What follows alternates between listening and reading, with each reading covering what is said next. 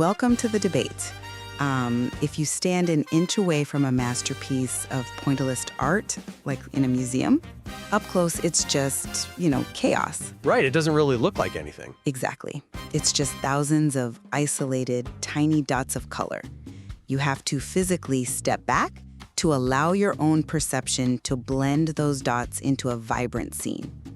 And, well, for over a century, professional football was viewed exactly like that, from a distance. Yeah, it was understood as this fluid, beautiful game guided by instinct, raw talent, and, of course, the subjective intuition of managers. Right. But today, thanks to artificial intelligence and just massive data collection, we have built the technology to zoom in on every single dot. I mean, every acceleration, every passing angle, every micro movement on the pitch. It's everywhere now. It really is. So the central question we are examining from our material today is this.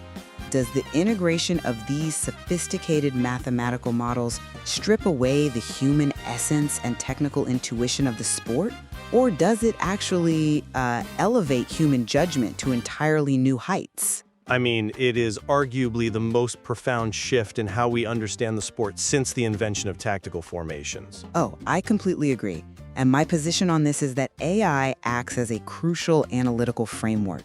It is a tool that removes blinding guesswork from the sport and, frankly, significantly amplifies a manager's human tactical intuition. Yeah, well, I come at it from a different way. Football is fundamentally defined by its unpredictability, so I argue that attempting to distill the essence of this game into mathematical models, it really risks overshadowing the traditional on-field intelligence that has always governed the sport. You think it's constraining them? Absolutely. We are seeing an over-reliance on algorithms that constrains creativity on the pitch, and it just constantly struggles to account for the human element. Look, let's lay out the foundation of why this shift is happening. I argue that AI does not subordinate human intuition. It actually gives the human mind vastly superior raw materials to work with. Okay, but Just look at how national teams are collecting data at a World Cup today. It is staggering. They aren't just looking at post-match stat sheets anymore. no, they have the trackers on everything. Exactly. They are utilizing stadium tracking systems, high-speed broadcast cameras, GPS vests strapped to the players under their shirts, even microchips embedded inside the match ball. These devices are logging player positions, speeds, pass trajectories, and dual outcomes up to 50 times per second. Right, and that sheer volume of data is exactly where my concern begins. Look, the tracking data is undeniably impressive from a technological standpoint, but we have to remember that AI models only offer probabilities. Sure. They do not offer certainties, and relying so heavily on these models introduces significant systemic risks to how the game is played and managed. What kind of risks? The most glaring issue is model bias.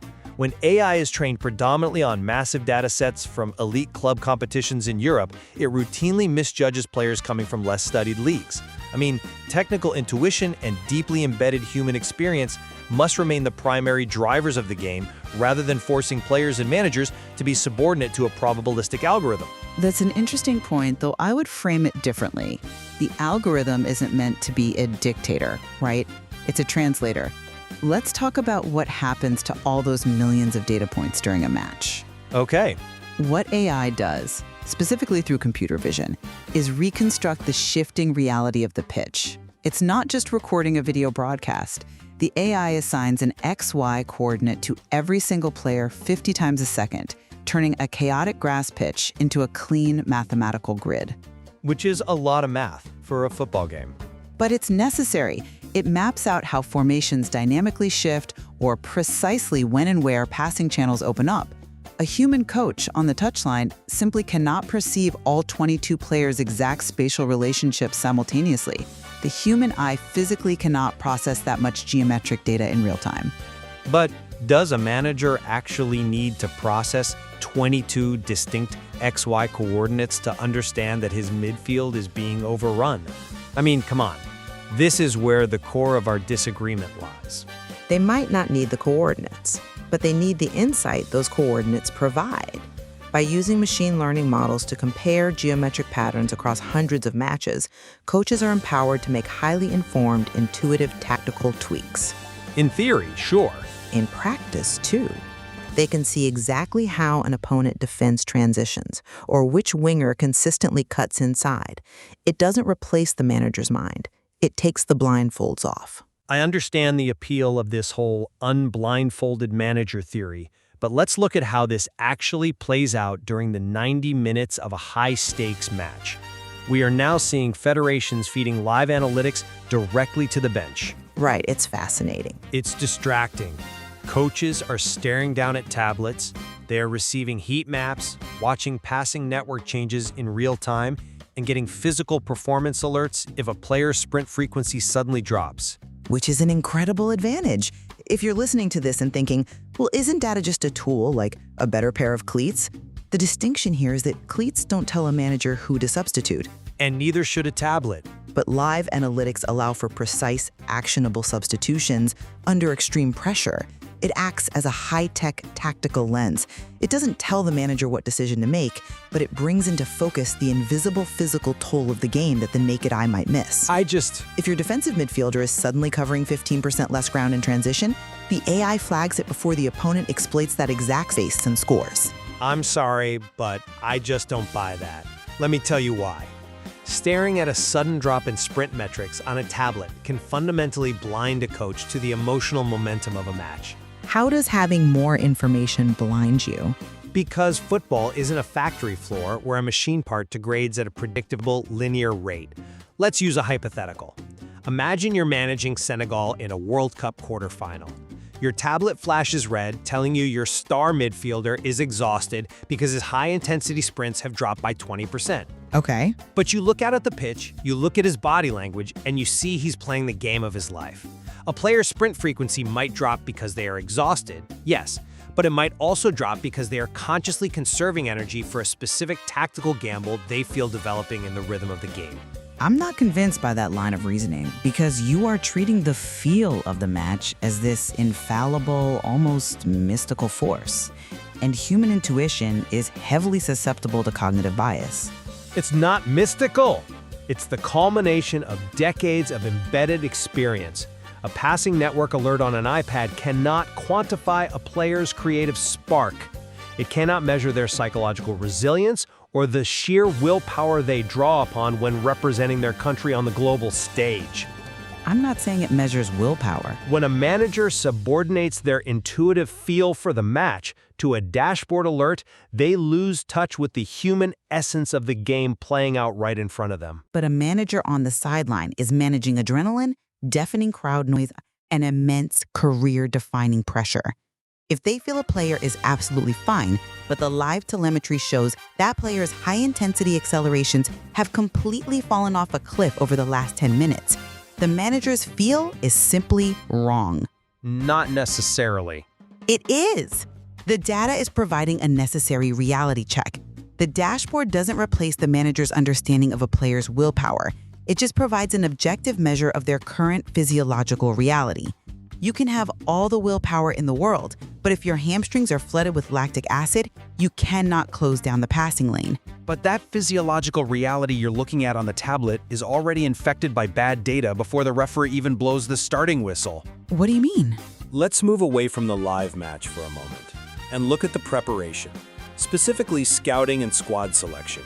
This is where the competitive flaws in the machine become glaringly obvious, and where the mathematical models do a massive disservice to the sport. You're talking about the unequal distribution of technology among federations? Not just the distribution, though the source material points out that wealthier federations can afford infinitely richer datasets, which obviously widens competitive inequality. But it goes much deeper than just who can buy the software. It's about the very architecture of the algorithms. Okay, explain that. Let's talk about model bias. These AI systems are trained on astronomical volumes of data. But where does that data come from?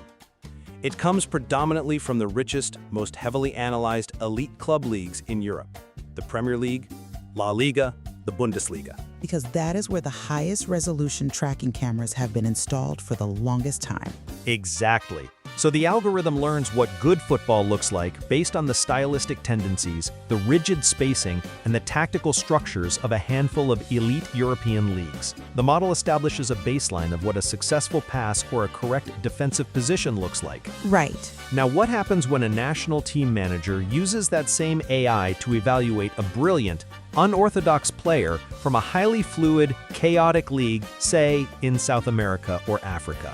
The model evaluates their metrics against the standard. It misreads them completely. Let's say a Brazilian winger attempts a highly creative, unorthodox through ball. The neural network flags it as a bad decision, even if it leads to a goal, because it doesn't fit the rigid geometry and the 90% completion baseline the AI was trained on in Europe.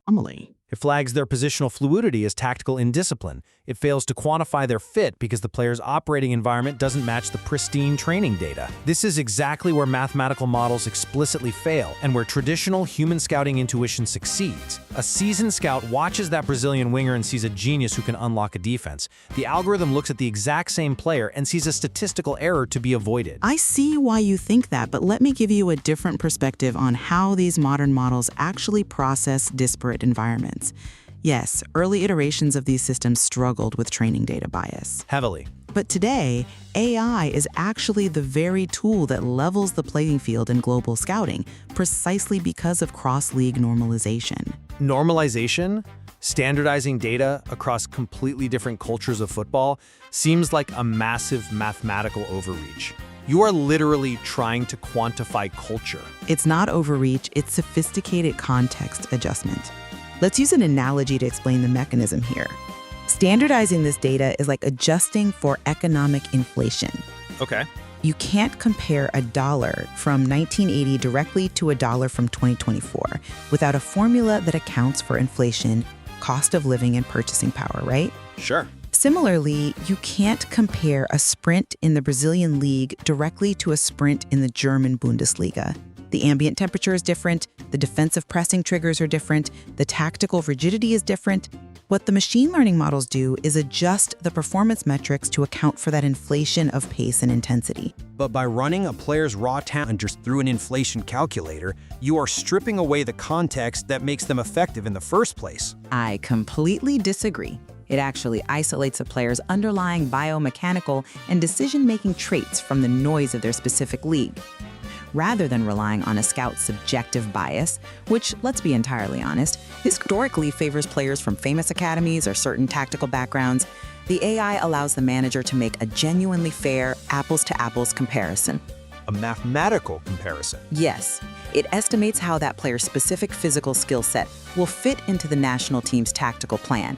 And this is vital because national team managers are trying to build team chemistry over a very short, chaotic international break. The AI reduces the massive guesswork involved in that process. That assumes chemistry can be mathematically predicted.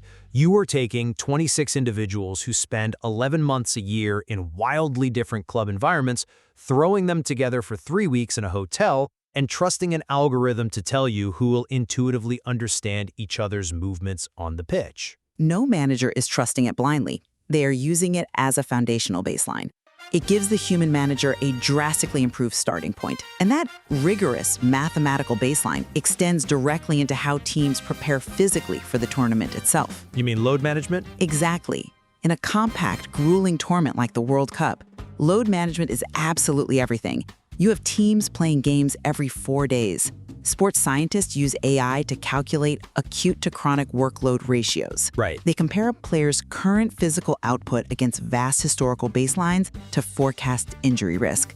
This allows managers to execute highly targeted rotations, like knowing exactly when a star striker is 90% more likely to pull a hamstring. So you rest them in the final group stage match to ensure they survive for the knockout rounds. That's a compelling argument. But have you considered what happens when the tournament transitions from the controlled environment of the group stages to the absolute chaos of a high-stakes knockout match? What changes? The math is the same. The pressure changes. All the historical baselines, all the carefully calibrated injury probabilities, and all the rehearsed routines, they evaporate in the face of human spontaneity. They certainly do not evaporate. Let's look at a specific tactical example from the source material. Set pieces, corner kicks, and free kicks. Okay. AI is heavily utilized to study opponents' defensive reactions to find repeatable, exploitable weaknesses. The machine vision analyzes hundreds of corners taken against a specific opponent. It identifies, for instance, that a team's zonal markers predictably leave a half yard of space near the near post whenever the ball is driven at a specific velocity. Yeah, they map the optimal zone. The AI calculates the exact optimal trajectory to exploit that gap. Teams use that exact data to rehearse highly specific routines on the training ground. That is AI directly shaping the climax of a match, providing a tangible tactical advantage. But the climax of the match is dictated by the players, not the rehearsed geometry. AI can map the mathematically perfect trajectory for a near-post corner, absolutely. But it cannot account for a defender suddenly slipping on a wet patch of grass. Well, obviously not. It cannot account for a referee making a controversial split-second call in the box, or a goalkeeper pulling off an entirely illogical, inspired save based purely on reflex. The source material itself stresses this limitation. AI offers probabilities and patterns, not certainties. In a World Cup knockout match, unpredictable, highly emotional moments will always override model predictions. I mean, I'm not arguing the AI accounts for the wet grass. But the game is played on the grass. Think about how AI metrics like expected goals or XG influence decision-making. A player might look up, ignore the optimal, algorithmically approved passing channel, and take a wild 30-yard shot because their human instinct noticed the goalkeeper's weight was shifted wrong for a fraction of a second. You cannot code that moment of technical intuition into a historical baseline. I completely agree that the algorithm cannot strike the ball. The AI doesn't predict the exact future. It optimizes the conditions for success. By standardizing everything. By preparing the team, it ensures that when that spontaneous human moment happens, the player is physically fresh enough to execute it and tactically positioned in the exact zone where the opponent is statistically most vulnerable. But by optimizing so aggressively for efficiency and win probability, we risk coaching the unpredictability out of the players entirely. If every manager at the World Cup has access to these same predictive win probabilities, the same heat maps, and the same expected goals graphs, the tactical setups risk becoming completely homogenized. I don't think that's true. We start to see a highly risk-averse style of football. Players are reprimanded in film sessions for taking the low-probability shot, even if their human instincts screamed at them to take it in the moment. The danger here is that the data detective effectively becomes the manager, and the world's most creative players become mere executors of the code. I don't think the evidence supports that fear of homogenization. If anything, having a detailed map of the opponent's tendencies allows a truly creative manager to invent entirely new tactical gambles. When you know exactly how the machine expects you to play, you know exactly how to subvert those expectations, which requires a manager willing to ignore the very AI systems their federation just spent millions of dollars to implement. It's a paradox. They gather high-resolution tracking data, map the accelerations at 50 frames per second, run the metrics to an inflation calculator to normalize the global talent pool, and then, at the most critical moment of the World Cup, the best thing they can do is trust their gut. It's not ignoring the system, it's transcending it when necessary. And I think this brings us to a really fascinating synthesis of our positions regarding the human essence of the sport. Go on. When we look at all this evidence, my stance remains that AI, through incredibly precise tracking data and machine learning, provides an unprecedented empirical foundation. It fundamentally removes the blinding guesswork from load management, global opponent scouting, and tactical preparation. It organizes the data, yes. It takes the heavy analytical lifting off the manager's shoulders. By handling the math, it actually frees up the human intuition to operate with maximum clarity and precision when those chaotic, unpredictable moments arise. And my summary is that while AI is undoubtedly an incredible tool for spotting aggregate patterns and standardizing physical metrics, we must remain hyper-aware of its limits, its probabilistic nature, and its inherent model biases, especially regarding how European-trained algorithms evaluate diverse global talent, mean it can't never simulate the core of the sport. It can't simulate everything, no. The emotional power, the elements of sheer luck, And the raw, spontaneous, on-field intelligence of the players constitute the true essence of football. Mathematical models can trace the intricate outlines of the game, but they simply can't capture its soul. Yet the material points to a clear convergence that both of our perspectives must acknowledge. The most successful national teams are the ones that do not view this as a binary choice between math and intuition. Right. The edge goes to the federations that successfully combine the massive analytical power of AI with irreplaceable human experience, leadership, and emotional intelligence. We definitely agree there. The tension between the rigid math and the fluid intuition is exactly what drives the evolution of the game today.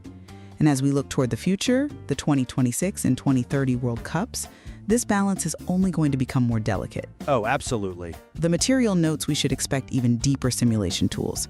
We are looking at systems that will try to test entire tournament scenarios mathematically, and platforms that integrate live biometric data straight from the players' bodies to the bench. As those deeper simulations arrive, the debate over whether the models dominate the technical intuition or serve it will only intensify.